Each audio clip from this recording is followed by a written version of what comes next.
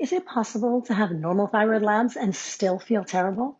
Is it possible that even when your doctor measures the right things and you really are within the right healthy ranges, you could still be hypothyroid? Absolutely.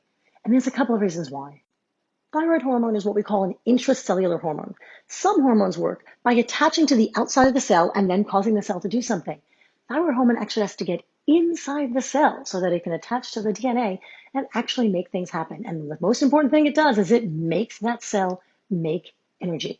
So in order to actually have the fuel, the ATP that that cell needs to function, it needs thyroid hormone. And that hormone needs to get inside the cell.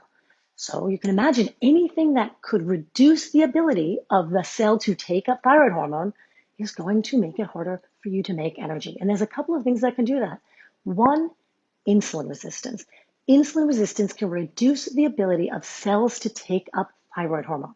Insulin resistance is incredibly common, my friends. It is incredibly common that we have difficulty processing sugar, and that leads to insulin resistance, or we have too much sugar, which leads our cells to be less sensitive to sugars, to insulin, and that also can make them less sensitive to thyroid hormone.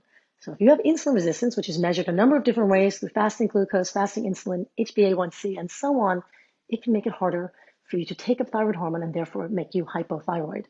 Also, inflammation, any kind of inflammation. If you've had an infection, if you have a lot of stress, you have insulin resistance, you have kidney disease, heart disease, anything else, rheumatoid arthritis, anything that causes a good deal of inflammation in your body is also going to reduce the ability of cells to take up thyroid hormone, and it can make you hypothyroid.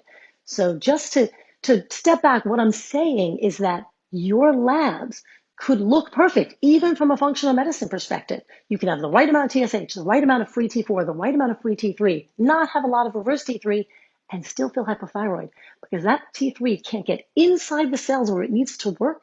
Then you're still going to have hypothyroid function because without that hormone getting into the cells, you're not going to actually get the benefits of thyroid hormone. What are some of the benefits? Like I said, every single cell in your body needs thyroid hormone in order to make energy. So not only are all the functions that require thyroid hormone going to be more sluggish, but you yourself will feel more tired because you're literally not making enough fuel. So is it possible to have literally perfect functional labs to look great in your bloodstream, but still have hypothyroid symptoms? Yes, because what's in the blood does not reflect necessarily what's in the cells. And what we need that thyroid hormone in the cells where it can do its work. Want to know what you can do to make your cells more sensitive to thyroid hormone and get rid of all those hypothyroid symptoms? Click on the link in my bio and get my free thyroid healing guide.